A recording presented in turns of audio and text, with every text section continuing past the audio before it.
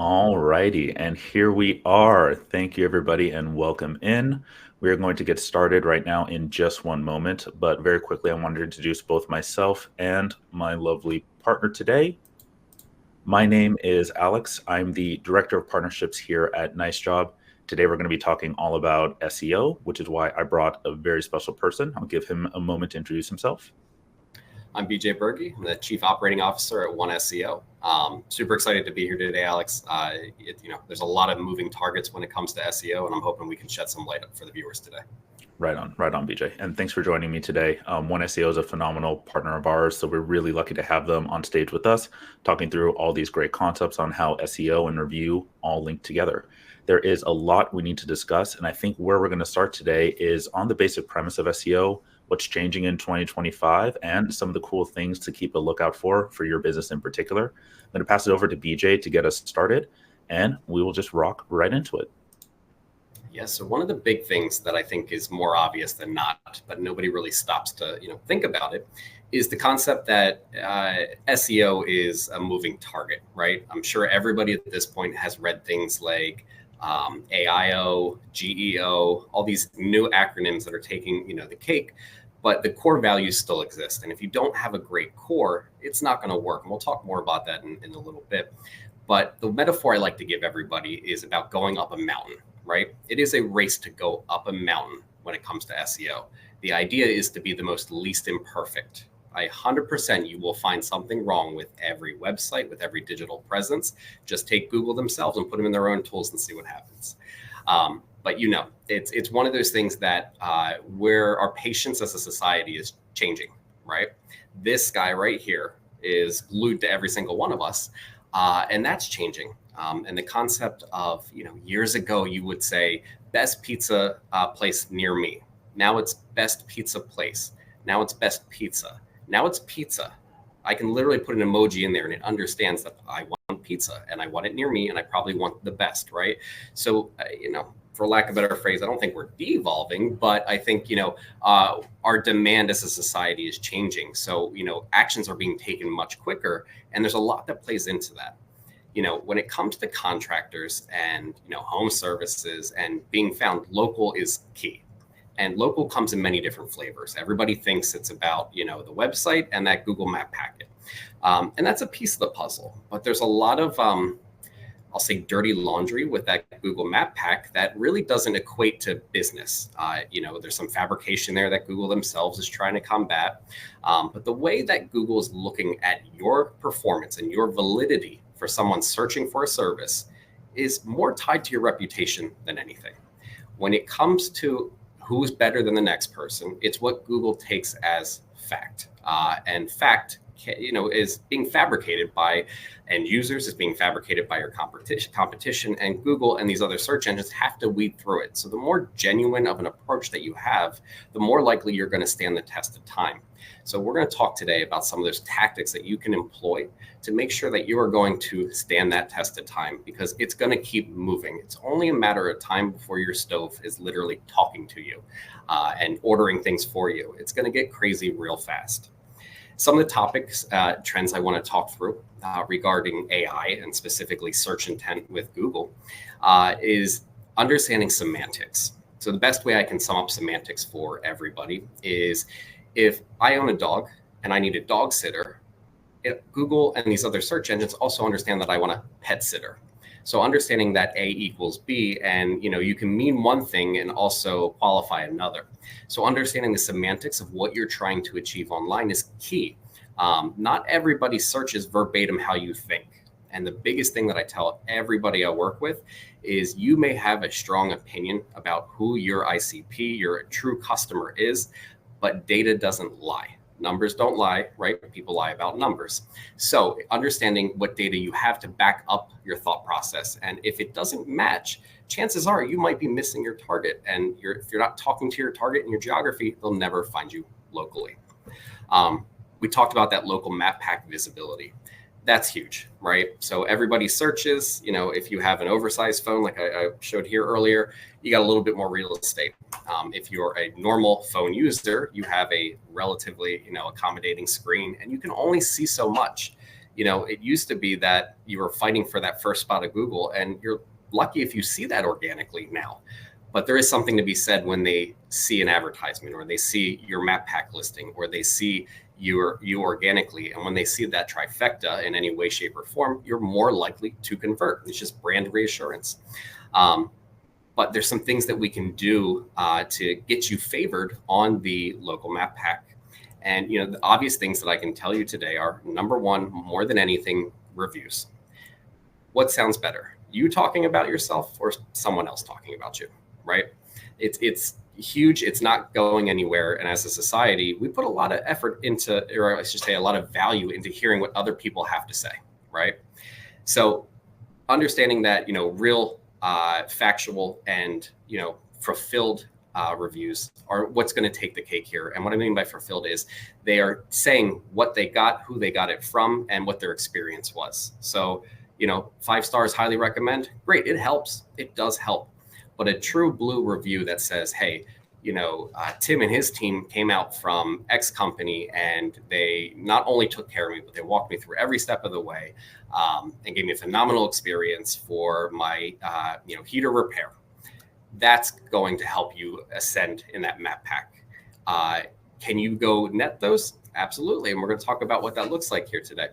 But the big thing is understanding that if you give people a phenomenal experience, they will go the extra mile for you, and sometimes unsolicited. The same thing can be said about the accuracy of how you present yourself in your Google My Business. So that's your name, your address, your phone number, location relevant content, and how you talk to Google and these other search engines. The one thing that you really want to make sure that you are doing is that you're saying the same story on your website, the same story off your website, and the same story across all your channels. And what I mean by that is your profiles, your Google business profile, your social, things of that nature. Because any time that the story shifts or twists, it can be taken from a bot that you're gaming the system. And the one thing we always need to recognize is, yes, you are putting yourself out there for your customer. But ultimately, in order to bridge that gap and get in front of your customer, you're actually appeasing a bot first. And these search engines send out a bot. They scrub your site top to bottom, both visually on the code. They're looking for valuable information. And if they find it and they see it, that it's a living, breathing mechanism, they'll come back and they'll keep doing it. So your blogs, your news, things of that nature, new reviews, they're going to keep coming back and checking it out. If you don't keep it updated or have nothing new happening or garnered no new reviews, you're going to be in a position where that bot loses interest in you. And one thing I always like to say to everybody is, what does Google and all these other big entities owe you at the end of the day? Nothing. If you're running ads, it's one story, but organically, they owe you nothing. So to keep their interest, you need to keep living and breathing and playing in this online space, not only to be competitive, but to truly win for yourself. So, content is still a big piece of the puzzle. It's something that if you put time and effort into, you're going to stand the test of time. There's been a lot of uproar lately, especially with AI and being at everybody's fingertips of what's genuine content, what's real content. And everybody on this webinar right now knows something passionate they can just start firing off and talking about. That is good content. When it comes to, putting a page together to try to attract people, you need to understand how the people looking for you are thinking, but also if you read it back, you can passionately back it up. Yeah, no, that's honestly incredible. And BJ, I have so many questions regarding this, especially on the bot component of that. So when you're talking about content, keywords, site performance, anything of that nature, can you go into more detail about what the difference is there of the bot, Google, and the individual consumer? I know, for instance, around 70% of people will click on one of those top 3 choices on the Google Map Pack. Is that very similar for something of the bot? Or if you could talk to me a little bit more about that. Sure. So when a bot's validating you, and that comes in many different shapes and sizes, but when they're validating you, they're looking at a lot of things, right? a while back in early 2025, Google had this big leak, and it was foreign language to everybody. But somewhere in there, it basically insinuated, which we knew for years, is that when you get clicks and you get engagement, you're more likely to crawl up that. So what makes you attractive? How do people engage with you? How much time do they spend on your site? Are all factors, right? So the constant reminder is you may provide a service to your customers, but your website is providing a service to them before they even become a customer. So one of the things that these bots do, and I'm going to go way over everybody's head real quick, is something that's called in the industry natural language processing. And natural language processing is something that it's machine learning, and it's the end user intent and understanding. And if you were to make a Venn diagram, it's the dead center of that. It's understanding that A equals B, but can also be pertinent to C. So a phenomenal example I can give you that probably makes sense to most people is if you ran a roofing company in, let's say, Orlando, Florida, the number one performer in that area might be talking about Walt Disney World on their website, barring any lawsuits or anything like that. But because it's semantically relevant to the geography. So when you understand the geography, where they live, what they do, when you understand how they search and how they talk, or how they think in an emergency or a repair, then you can better address who they are. And sometimes authoritative content actually puts you in a better spot with those bots and the end user. So and sometimes it doesn't need to be over the top. You don't need to do a whole expose on Disney World. If you're in Philadelphia, you don't need a whole expose on pretzels and cheesesteaks, right? But what you can talk about is make little quips and nods to that this area. And when that stands out to these bots, they're definitely going to understand you a lot better. Right on, BJ, right on. And I think that's something that we can get into more detail right here, because really the connect here between SEO and reviews is that reviews are going to be the secret weapon for everybody on this call right now. A lot of the topics that PJ was just discussing are some of it is within your control, some of it a little bit outside of the control, and some of it went completely over my head. A lot of machine learning for me is just it's called a little bit more magic than science, or at least from my personal perspective. What I want to talk to you guys today about is the things, again, that are in your control. Local customers love reviews. About 88% of local customers trust online reviews more so than any other advertisement you'll put on there. So Google actually pays attention to that. They really legitimately care. So when it comes to reviews relative to SEO, it's going to be three main concepts that I want to go in a little bit deeper on here: volume, velocity, and sentiment. And a lot of that is relatively straightforward, but let's break it down very, very clearly. So volume first and foremost. Let's say you're that roofing company in Philadelphia. You guys are doing great work. Is there a difference between having 100 reviews versus 200 reviews? The answer quite simply is yes. So on that very basic premise of how many raw reviews do I have, that is going to directly lead to visibility. More so than just the actual volume, we're also looking at velocity there.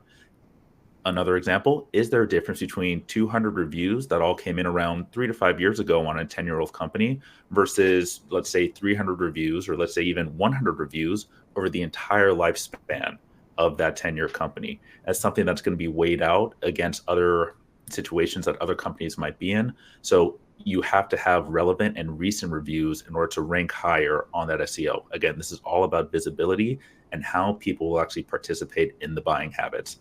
Finally, something that is a little bit more nuanced is the sentiment within the reviews themselves. Those are going to be some of those back-end concepts that Google is trying to pick up. Some special keywords like fantastic roofing job, or my goodness, they replaced my shingles with such simplicity, 5 stars. All of those keywords, that review itself is going to directly contribute once more to that visibility, and all with the purpose of driving leads. So again, we want to make sure that when everybody searches best HVAC in Detroit, you're boosting your SEO relevance through those particular reviews. There is more strategy that goes into this as well. So when it comes to the actual mechanics of asking for reviews, make sure that your actual techs or you yourselves are making that request in person. You're going to want to say, we think we did a phenomenal job. We really enjoyed working on this project today. Even go the extra mile of taking a picture, show them the work that they did and show them that the work that you're proud of. And then you ask them right then and there at that peak moment of enjoyment, you get to say, I feel really good about this. I hope you feel the same. would you feel comfortable writing a review for us? Or could you write a review and mention me personally? Those little tricks, adding a photo, saying, mention my name in particular within the review, or just giving the direct request, those are all going to go so far, and it's going to be that one additional step to boost you up in those local rankings. Additionally, you're going to want to remove any particular barriers to give that review. We'll get into a little detail later about automation and things to make sure that this actually happens, but taking that initial step of potentially having a QR code on your business card, or potentially a link that you send to them via text message after the service is completed, those are all going to be ways to remove that barrier and make it much easier for them to give that review and show your local community that you guys actually did the great job. Want to get into an example of one of those right now. Here's the actual real world impacts of reviews for an actual company. This is Van City Electric out of British Columbia. Before coming to us, they had a little over 100 something reviews. They were doing pretty good. We wanted to do better for them.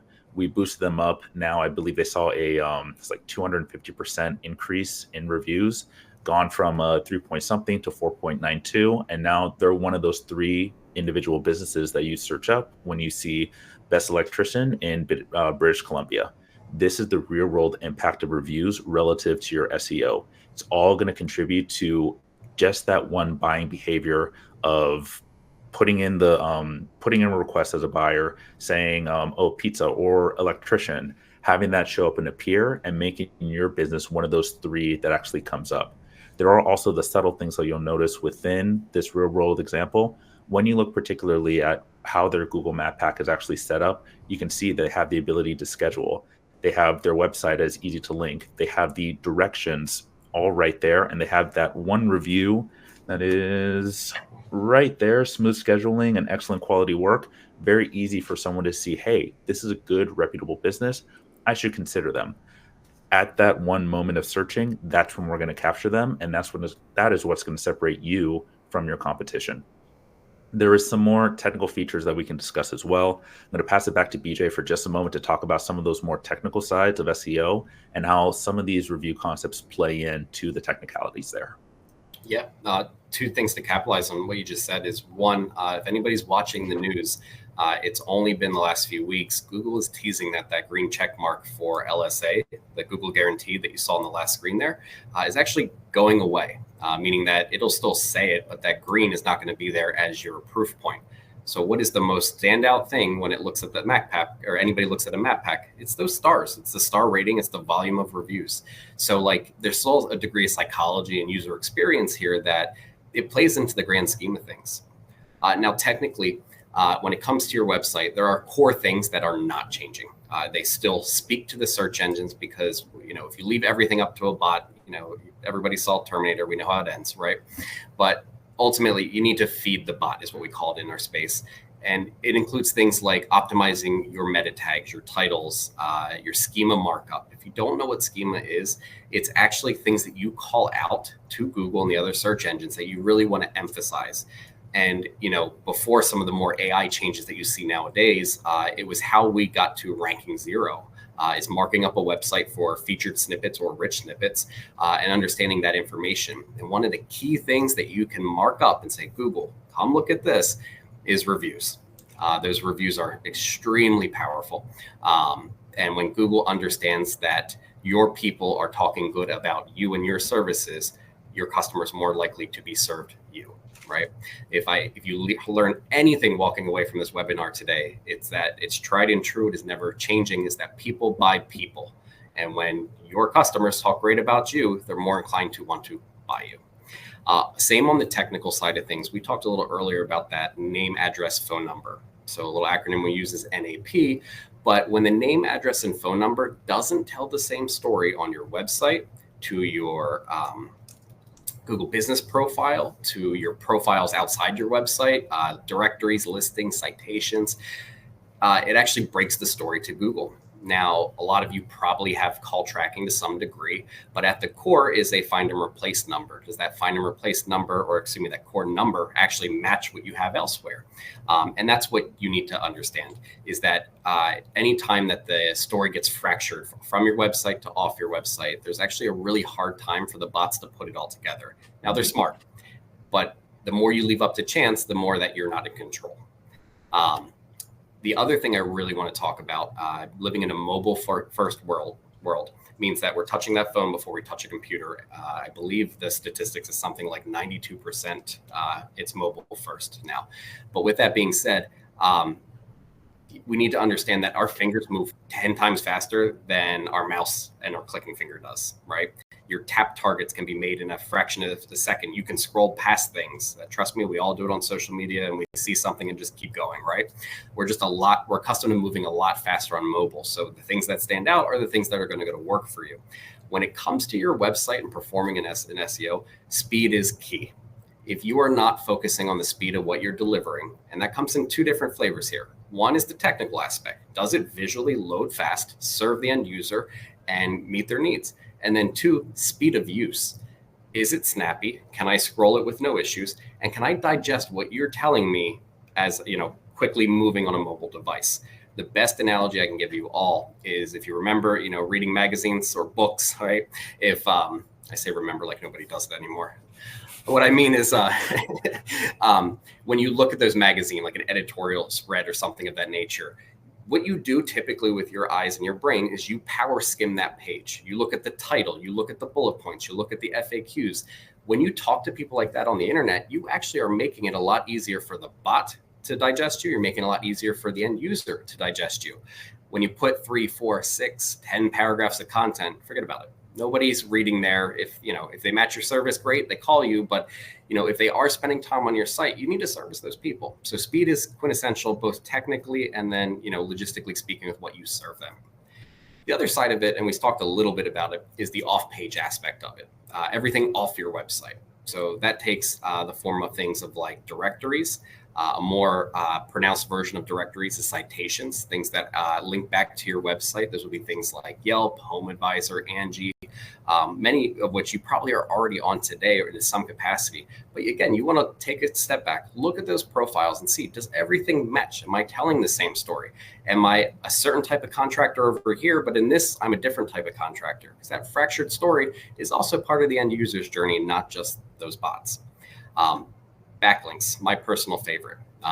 Everybody's like, well, do I need them? Can I go get 1 million of them overnight? And the answer is, well, yes, you could, but that's not real. We want real backlinks. And that can take on a few different shapes. Do I think everybody here is going to leave this webinar and go get a backlink from CNN?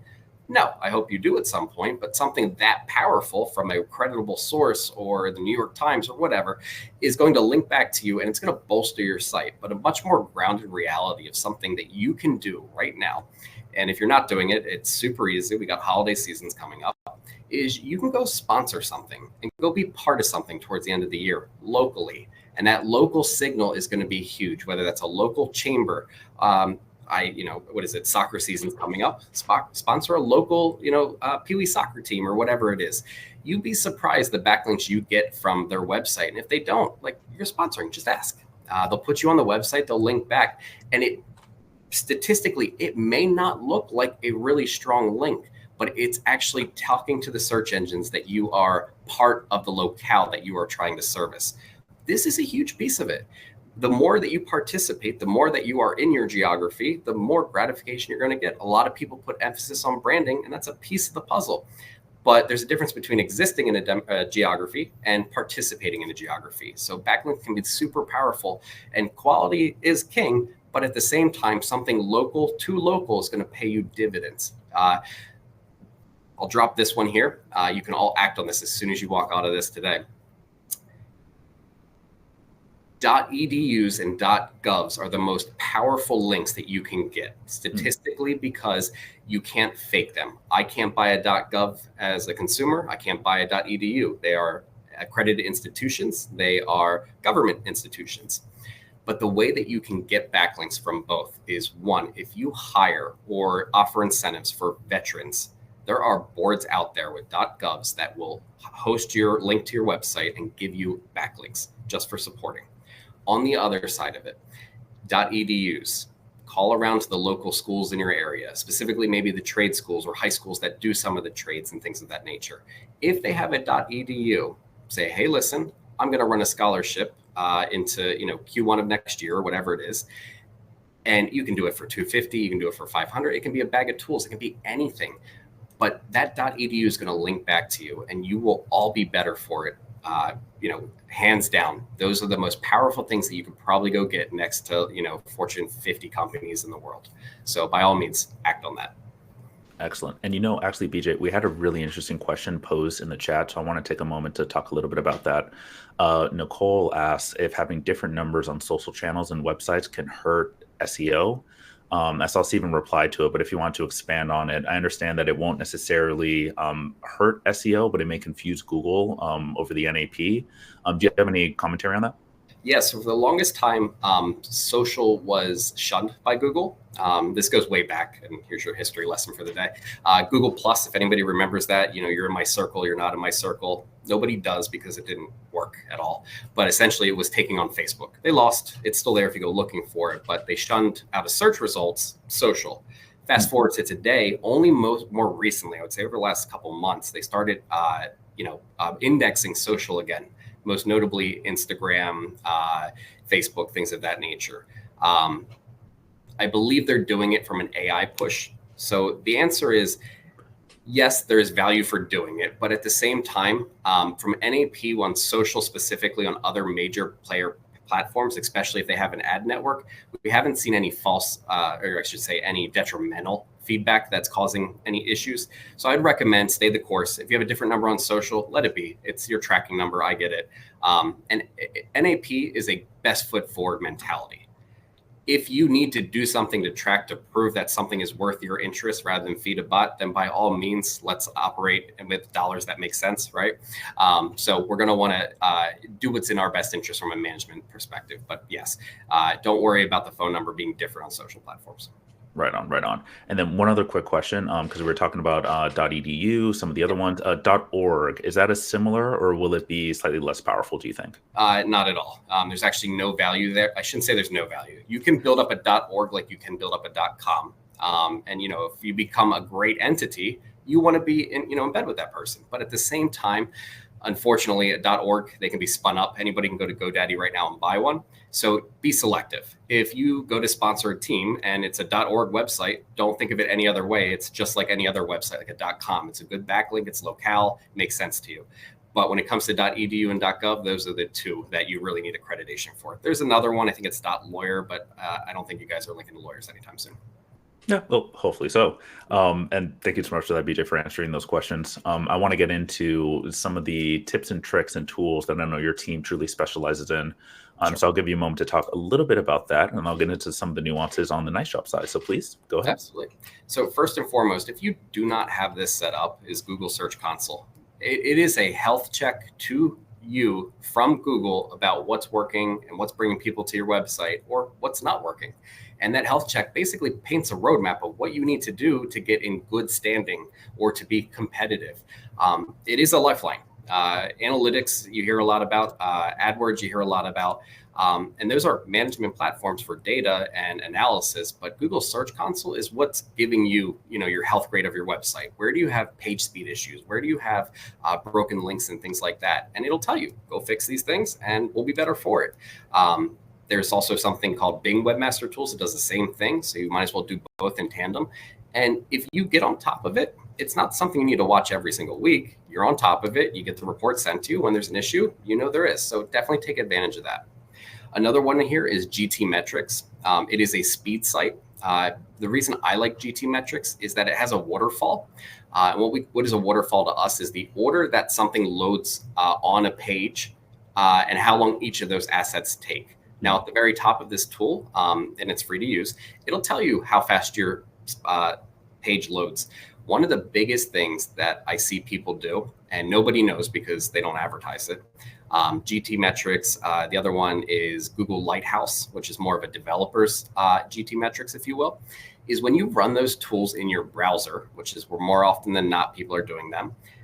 You do it in Chrome, you do it in Safari, you do it in whatever. You actually have extensions in your browser. I'm sure we all do things that make life easier and productivity easier. They actually hurt the results of that. So anytime you run it, go ahead and pop into incognito, which will get rid of the extensions, and run it again. It may be spot on, and that's okay. But sometimes I have seen where it pads the results, and next thing you know, you're fighting an extra 2-second load time, and it doesn't exist. So definitely check that out. To circle back on that waterfall aspect, it's super cool to look at it, and it'll look foreign at first. Trust me, it always does. But if you see something with a long bar on it, chances are that's what's killing your website for a load standpoint. And it could be one thing. It could be, because somebody made a misclick and put in, a 4K resolution picture onto your website from a cell phone, which nobody thinks twice about because it looks beautiful of, a job you may have done. And unfortunately, it's the one thing that's holding that page back from being better speed-wise. Right. Now, another one that we love in the industry is Screaming Frog. It is a one-off tool. You can go buy it and use it for free up to a certain, let me rephrase that. You can go use a free version up to a certain amount, and then you pay for the rest of the results. The reason I like Screaming Frog is the tool is more centered around knowing what your site has and what is working, what is being served correctly and what is not. So what I mean by that is it can inventory every page of your website, tell you if you have broken pages that are not being served, if you have pages on the back end that are adding to bloat. It does a lot. It can also pull out what your meta information is. So all that core SEO stuff that I talked about in here that is not changing anytime soon, it puts it all into glance. So it's wholeheartedly tell you to take the free version, look at it. If you find value in it, at least it's giving you insight as what you have going for you. If you're already working with a marketing company or you have a tech professional, it gives you insight to, hey, are we covering all our bases? Now, I will say this, if you don't say something, Google and these other search engines will fill in the blanks for you. So what do I mean by that? If I don't tell Google what this page is about using meta information, I don't give it a title, I don't do it, it'll fill in the blanks for you. But again, that's leaving it up to chance. The more that you control the story, the more that you can draw lines in the sand, which is better digestible both by bots and your end user. And then lastly is Bright Local. So, Bright Local does many things very good, from geography heat maps to see how much of an impact you're making to, great citations and things of that nature, like we've talked of. Bright Local is going to give you insight to the different things that you can do to help from a geography standpoint. So this is once you understand your geography, you understand how they, want to speak and whatnot, or you believe you do, this is where you would go to prove yourself right or wrong. I'm going to share a little story, and I'm totally not trying to derail us, Alex, so I apologize. Go for it. No, you're good. Years ago, I worked with a drop shipper for auto parts. Okay, we all know what that is. And his predominant market, where he made most of his money, was kind of New Mexico, Texas area. And he swore up and down without touching and, probably profiling himself and his product that it was Caucasian males between the ages of 20 and 35 that were ordering his product. And we got enough data under our belt. Now, I will say this, let me caveat that with, if you get 30 days worth of data, give yourself another 30 days. You need a good story to justify your thought, and things happen, right? Seasonality happens, weather happens, things happen that change that, but get the 60-day snapshot to a 90-day snapshot, you'll be better for it. But anyways, we got the data, and we learned very quickly that it was actually Hispanic females between the ages of 20 to 35. And the reason for that is the shops in that area that were his number one customers were actually being ordered from the admin people, which were predominantly female. Huh. We changed all the tactics, how we approach things. We changed the flair of the ads and whatnot. We tripled that revenue the following year. So the reason I say is getting data on a geography standpoint and understanding who you're doing it for, and not being too proud to say I know who my ICP is, my ideal customer profile, and then going and courting the right reviews and getting the right feedback back and testimonials and things of that nature, you're going to be better in the long run for it, and you're going to be stronger geography for it. So Bright Local can definitely give you some insight onto that geography level. Awesome. And no, that was an amazing story. Thank you for, trust me, not a derail at all. I think the onus here on everybody is realizing that this is a twofold step. One, there is the current audit of your business relative to SEO. And then the part that I love most of all, making it automated, focusing on actually doing the job and letting all this work around in the background. So, and I think this is, somebody posted in the chat, and we'll get to it in just a moment. When it comes to all the things that we've been talking about today, a lot of this can be an entire career. I mean, BJ runs an entire company centered around doing all of this. So I can understand as a business owner or even just an individual, like man on the street, being able to do this at scale seems very daunting relative to all the other things you need to get done. Payroll, making sure your employees are in line, making sure the jobs are getting done completed, having a personal life. If anybody still has one of those nowadays, it's there's tons of things you need to focus on. So automation is going to be the way to go. When it comes to review automation, that's something that I do really want to hone in on. And there's a couple steps that you can take today, regardless of whether or not you use something like a NiceJob or a reputation management platform. Something that I attributed a little bit earlier was, again, having a business card. I actually have a stack of business cards with me right now. I will block out who this partner is, but they have QR codes on their business cards for reviews. These are people that say, hey, we think we did a great job. Please submit a review for us. It's easy. It's, again, breaking down that barrier so that your client can go and initially collect those reviews. And then once you have that, take the next step of being able to publish those 5-star reviews across all your spaces. When you look at Google reviews in particular, Google's going to show all of those reviews. So hopefully you're getting all 5 stars. Statistically, you may get a 3-star, you may get a 4-star. These things happen. Those will appear there. But separate from that, you're going to want to be able to post all of your reviews, all your 5-star reviews, in all the places that your customers are going to appear. This could be Facebook. This could be LinkedIn. This could be on your own website. Wherever your audience is, you want to meet them. Even if it's on TikTok, you'd be actually very surprised at how well that's working within the contractor space specifically. Quick tangent. I did some work at my place recently, and it came through a TikTok. So believe it or not, it is possible. I'm unfortunately part of that generation, but this is the future of client buying behaviors. And when it comes to posting those things, we want to make sure, again, they are posted everywhere. And then it comes to, okay, well, how should I ask that question? So getting back to that original concept of where it can be published and how this should actually take place. Should you use text? Should you use email? Should you use just that in-person face-to-face? We actually recommend 4 separate touch points. So use a combination of all 3.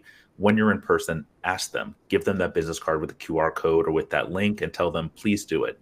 Maybe a few days later, send them a text message, include that photo that I was talking about earlier of that work that you just did and say, hey, just as a reminder, really enjoyed working with you, really enjoyed doing this service for you. Here's again that picture that I took to remind you of the great service we did. Please submit the review. And then send them another couple emails if they haven't done that already. You would actually be very, very surprised at how reticent people are to those multiple touch points. Very similar to how it's hard for people to be working on their SEO, collecting all reviews from your perspective.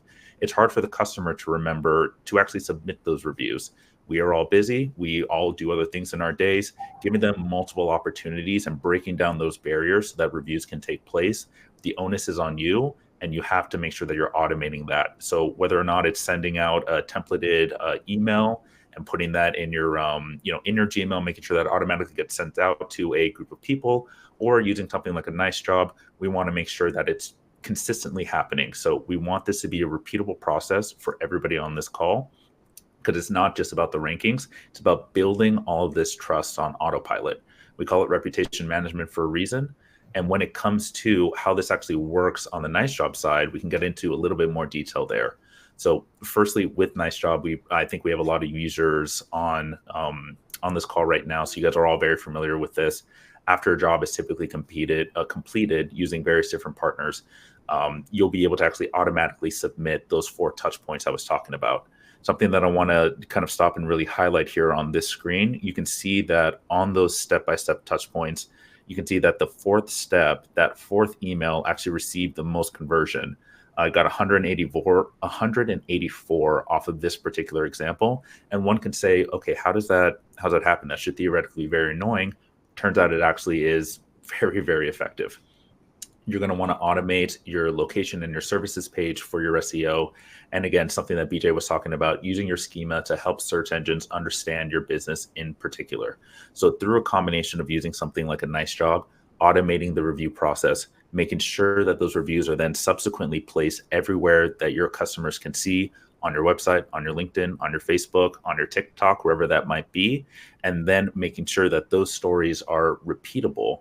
So you're getting relevant, recent, and amazing reviews.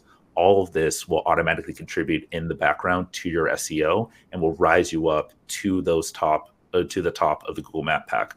We want to make sure that you look like this top corner right here. 1,680 people that received this request, 389 total reviews, about 25% conversion rate, which is significantly more if you were doing it manually. And I can see BJ smiling and laughing there. It can be difficult. As you can see on these individual conversion rates, 5, 6, 5%, that is relatively standard if you were to be doing this from a manual process. So say, for instance, again, you take that business card with just the one QR code, probably get a 6 to 10% conversion rate. We want to get you to 25% because we know that your business is probably doing a darn good job, especially if you're going to be on this webinar right now. You're seeking those methodologies in order to complete that next step. So let's do that. And in closing, sustainable SEO is all about those three concepts. It's automation, it's the systems you're using, what CRM, what other tools, what field service management tools potentially, and then monitoring it. A lot of that can be manual. You would want to automate that optimally with something like a NiceJob. For instance, we have AI replies. So anything above a 5 or anything like 4 stars and above, you can automatically say, hey, thank you so much. Really appreciate the review. Anything below 3 stars, use that as an opportunity to turn lemons into lemonade. Use that as an opportunity to say, hey, we think we did a great job. You obviously have some feelings about it. We would love the opportunity to get your business back. Let's send you either like a 10% off coupon code or, even just an invitation to talk with leadership to say, where can we have done better? There's tons of different things that you can use on the back end of review, even if it's a 3-star. And where we want to go right here is a little bit into our closing. We want to leave you each with 3 particular takeaways. So BJ, I'm actually just going to throw all 3 of yours on for the moment, and I'll talk through without yours. Go ahead. Yeah. So, clear as day, Google's algorithm is shifting, right? AI plays a big piece into that. The arms race between all these entities and whose AI is better and stuff is actually playing a piece into it. It still rewards relevance and reputation. So Alex spoke a lot about the automations that are possible to make sure that you're staying on top of your reputation. And I can say hands down, we've been working with NiceJob for years. Everybody who uses them saves on overhead because the time to actually do all this stuff is way, way, way, cumbersome. It takes a lot of time and then you're ultimately paying for it. I will wedge in a little pro tip there that we've seen work phenomenally, especially with NiceJob in place. The clientele that we do have, we've actually recommended that while the work is being done, is that the office actually calls the customer and asks them, how are they taking care of you in the middle of the job? It's the most amazing, goosebump inducing experience for the customer, because now they're like, wow, you actually care about me as a human being. And then by the time that technician or contractor gets to the end of the job and says, how do we take care of you? They're asking for the review.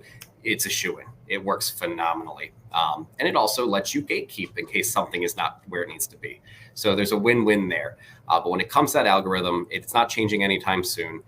We can be a full AI forward country, and we will be in 5, 10 years. Let's figure out what that looks like and keep watching social media to see where we're going.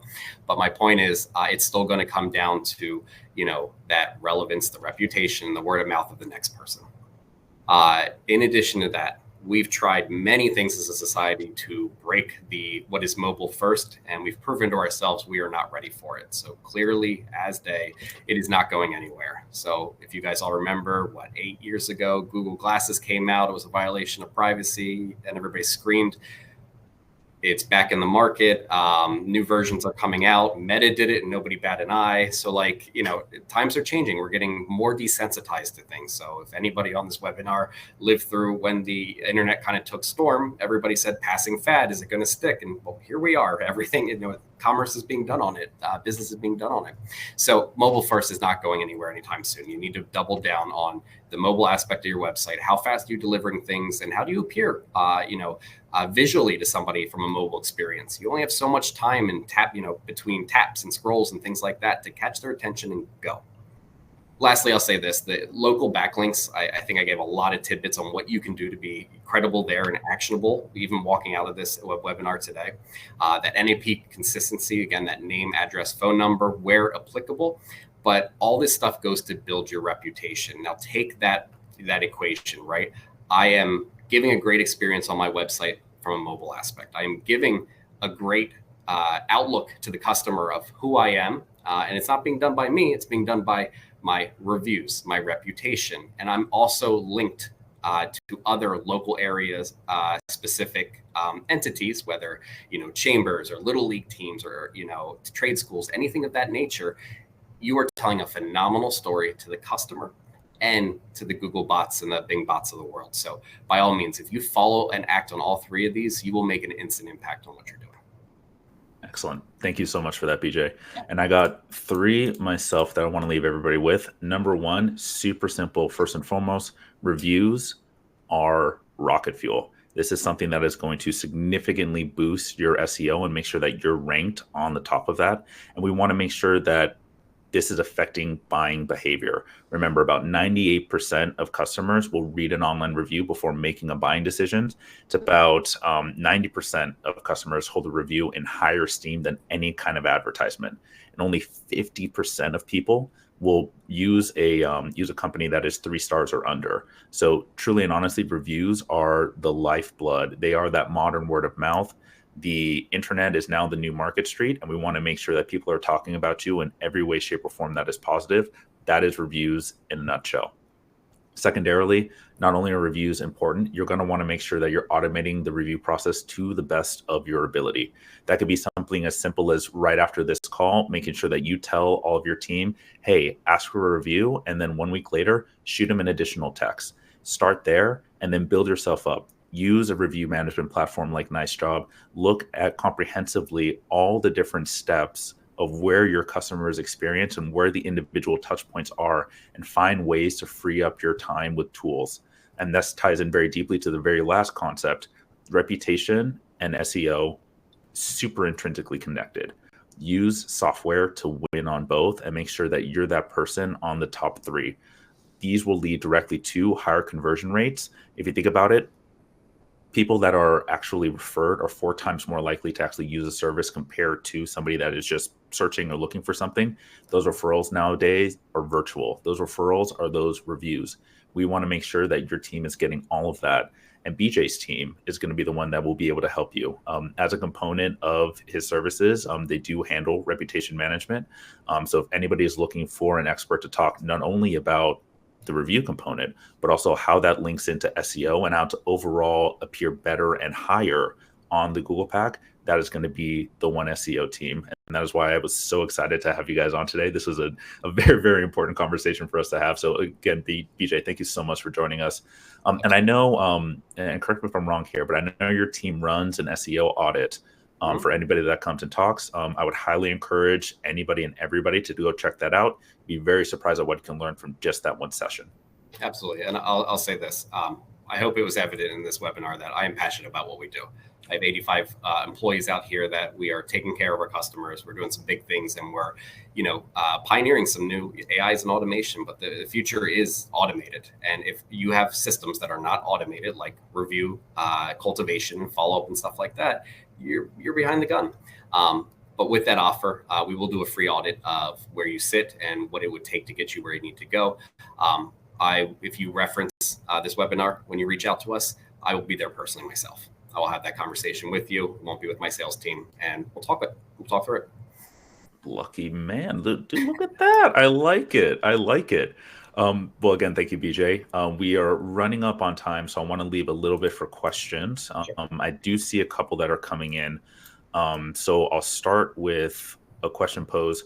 What is one quick SEO fix that I can make on my website that will give me the biggest bang for my buck? I would say the first thing that you can do is connect yourself to Google Search Console. I know it's not one fix, but it's one action that'll tell you what you need to do next and where you have the most damage being done, if any. That's just going to give you your answer and where you go next from there. Excellent.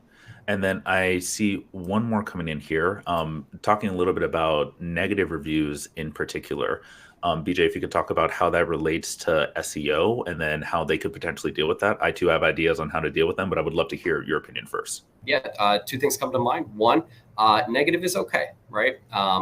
More people are dissuaded, in my opinion and experience, that if you see a 5-star review after hundreds upon hundreds of reviews, we naturally think something is wrong or fabricated. So a few negative ones are healthy, but we always coach people to solve it for the next person.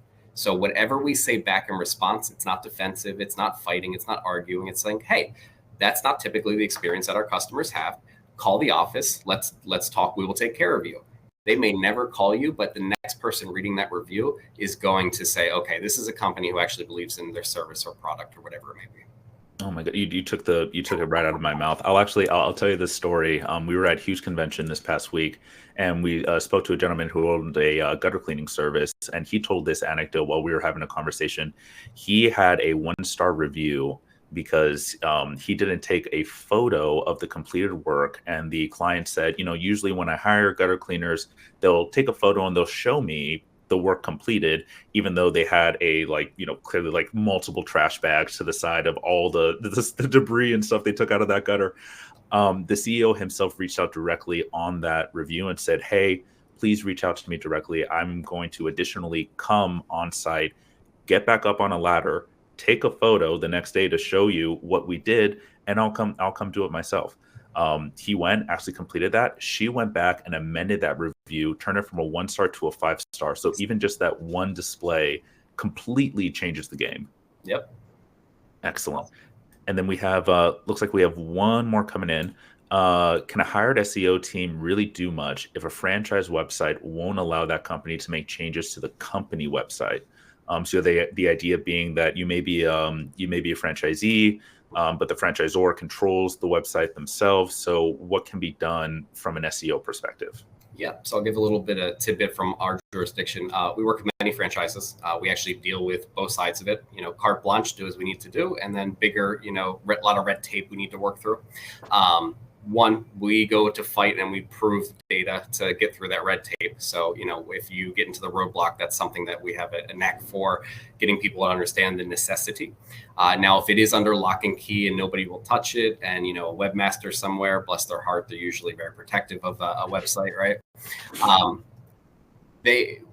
There's things that can be done to clean you up. And I know I mentioned earlier in the beginning, okay, hey, the foundation needs to be right. But it's also about being the least imperfect. Okay, well, if we can only touch so much of the foundation and not the rest of it, then let's go focus on everything else. And I'll use this crazy little story here.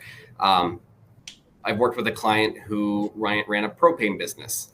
And this propane business had an immaculate website, had SEO by the book, and there are other factors off the site that allowed a site with one paragraph and one page to perform better than this full service propane company. And come to find out, it was amazing backlinks. It was history of that domain. It was, connections to other websites that were partners or vendors and things like that. And we actually had to unearth all that, and we were able to do it with the same one. So the answer is least imperfect can also be one off the site. I'm always going to want, from a technical standpoint, to touch that website. But if we can't, if hands are tied, there are things and tactics that can be done to help move the needle. And unfortunately, what happens is everybody focuses on the website, gets stuck, and then doesn't go for the rest of the race. So the idea is, again, be least imperfect in the grand scheme of SEO overall.